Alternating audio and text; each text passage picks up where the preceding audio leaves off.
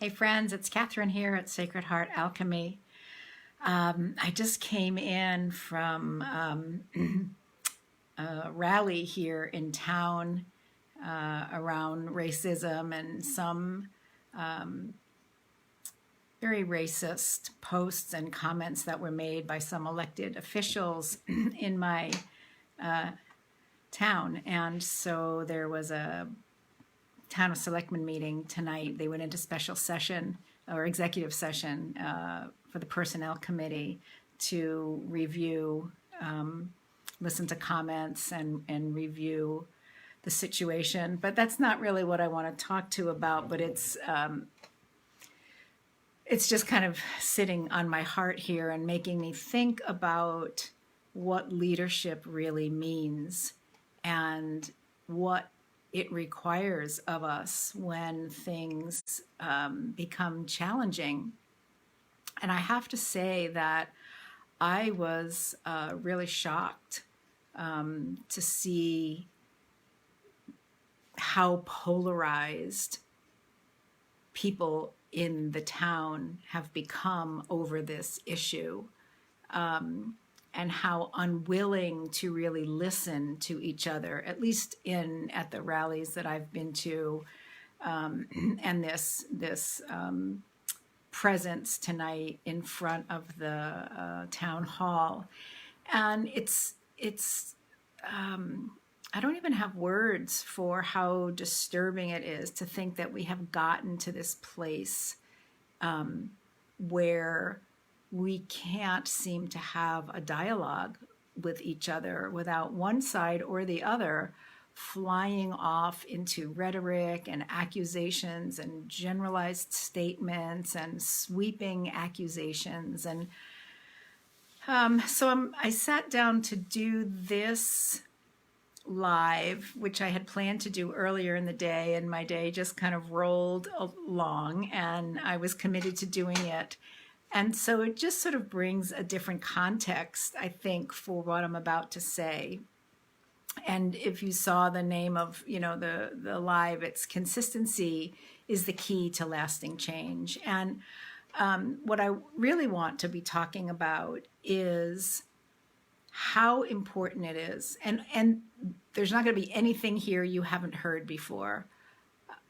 But it feels really important at this time in our history, at this time in our evolution, at this time when so much is being brought up from the shadows to be revealed, when some really dark and ugly aspects of ourselves as people and a country and a humanity are coming into our awareness, how important it is to stand in our spiritual truths, to stand in our ability to maintain an emotional composure when we're getting triggered. How important it is to do our own inner work so that we don't become reactive and in turn become the very thing that we're standing against, right? So I'm just going to draw from my own personal experience and my work with clients, which is really all I've got, right?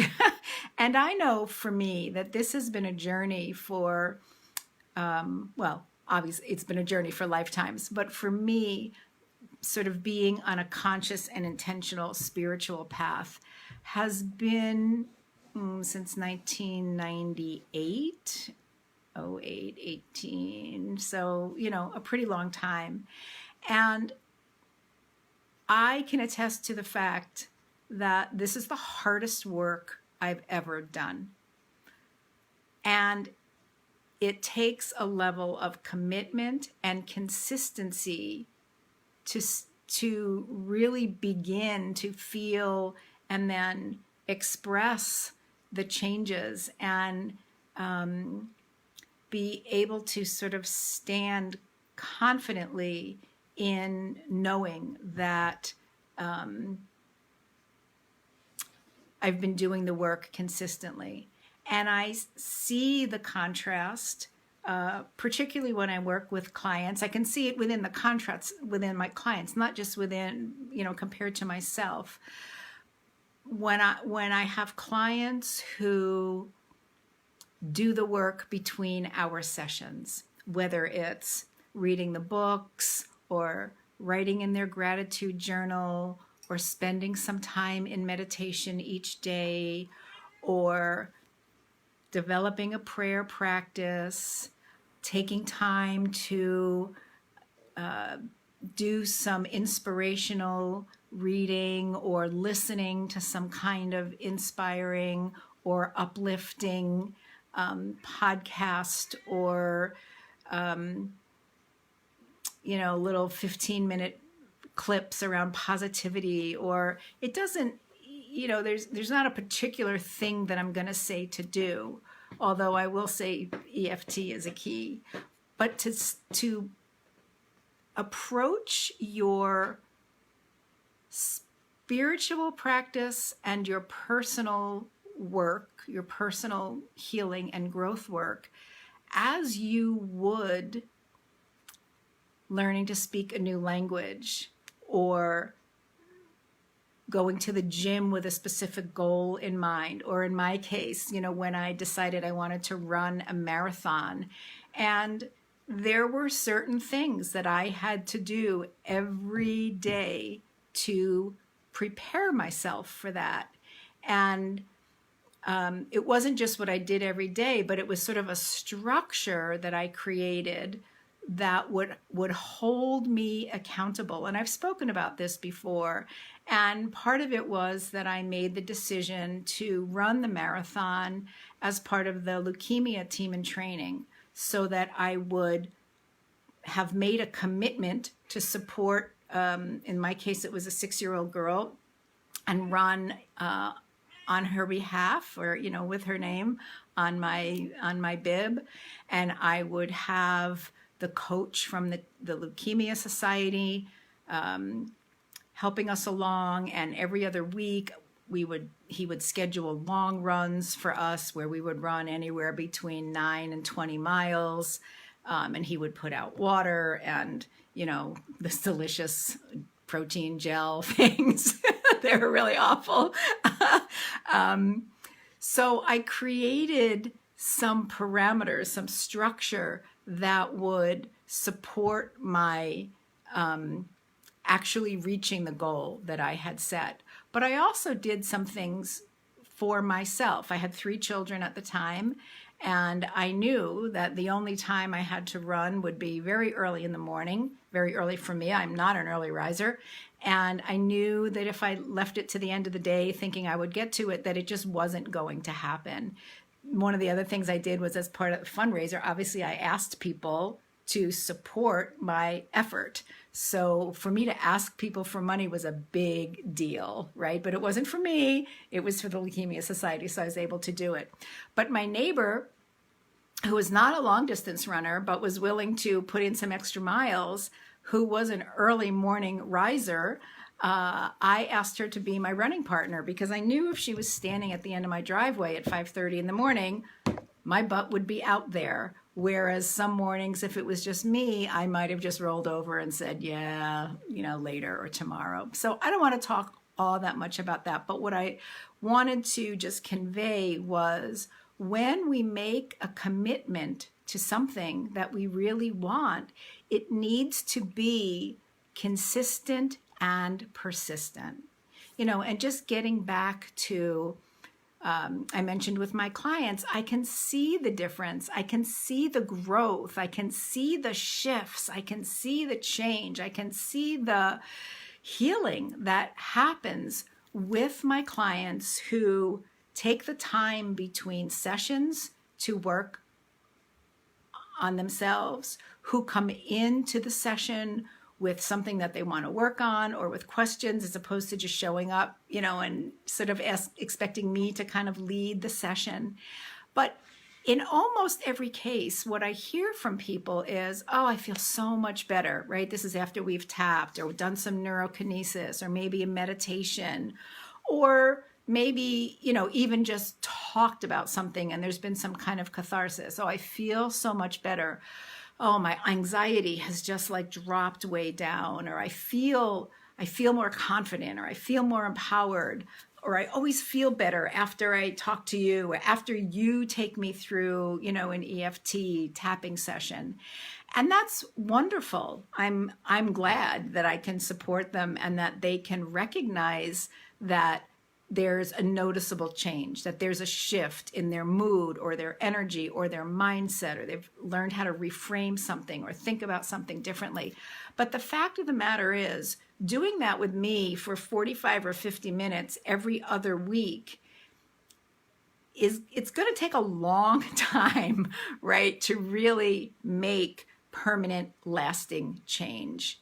So just like you would have a schedule and perhaps a trainer if you were going to the gym for a specific purpose, or you would follow a particular food plan, and plan and prepare your meals if you were wanting to lose some weight or become more fit, or you would have to practice daily if you were trying to learn a new language or a new dance, or even, something like yoga, right? To become really accomplished at something, you absolutely have to commit to doing the work.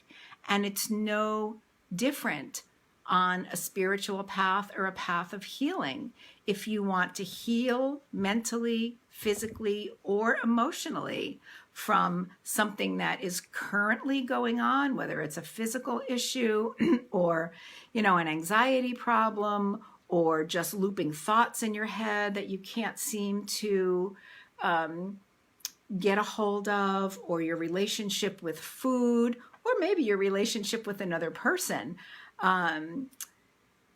So whether it's a current condition or something that happened earlier in your life, an earlier life experience, a real trauma or a dysfunctional family system, you've got to consistently follow some practices and do them on a regular basis to begin to bring about real change. And, my bias is that it can't just be all in your head. You can't just think about it. You can't even just meditate about it. You can't just journal it, although journaling is better because there's a movement of energy with journaling. But my preferences, the thing that I have come to absolutely rely on because I see how well it works, is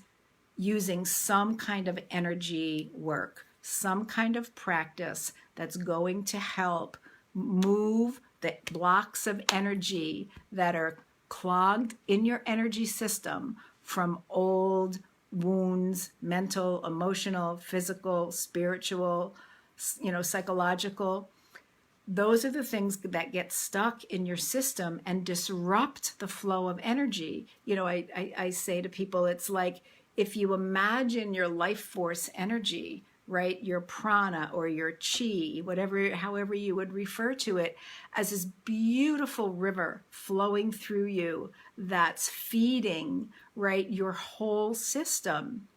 Over time, in this beautiful flowing river of energy, there's all kinds of, somebody's throwing in some old tires over there, and maybe there's a factory upstream where there's some toxic waste being dumped in, or some beavers came along and knocked a few trees in, right? Every aggression, the word microaggression is one that we're hearing a little more of now around the anti-racism work. But these microaggressions, it doesn't have to be major trauma. It doesn't have to be sexual abuse or the death of a parent or a sibling or a terrible accident for it to be trauma that disrupts your system.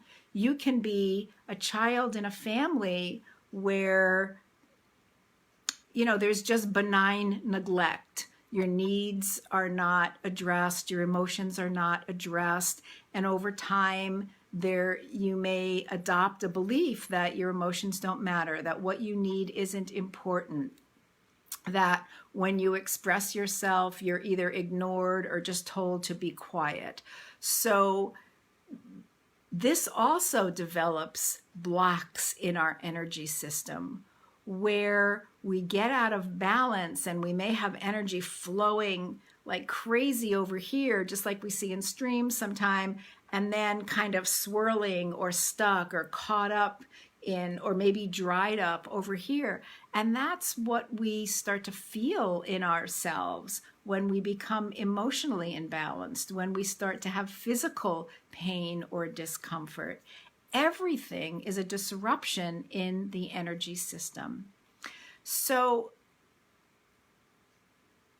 it's so important on so many levels, both just to feel better in your own life, but certainly if you have any desire to step out of your old patterns, right? To step into a higher calling, to step into leadership, to be able to take more risks, to be able to find your voice and speak up, to be able to stop people pleasing and listen to your own heart and your own intuition and what you are being called into. This becomes more and more possible when you do the work consistently to heal mentally, emotionally, energetically, when you take time to meditate and open yourself up to higher levels of inspiration, when you get out in nature and connect with the earth and the energies that come up and will support you from the earth, when you pay attention to what you're putting into your body. So when you read or listen to spiritual or inspirational material, when you practice gratitude, when you practice forgiveness of yourself and others, there are so many wonderful practices that will support you becoming more of who you are at the core of your being, at the essence of you as a spiritual being, right? That phrase has gotten a little overused, but we're spiritual beings having a human journey. I was talking to a client earlier today, and she was having some memories from when she was very, very young. And she said, how do I even remember that? I mean, this was like, she was little, like under the age of 2. And I reminded her that the part of her that's in physical is not all of her. The part of her that's still connected to source, her higher self, is, a much bigger part of who she is. And so there are aspects of us, not necessarily the physical us, but the etheric, spiritual us, that sees more and knows more and is more directly connected with the source energy that we are, directly created from.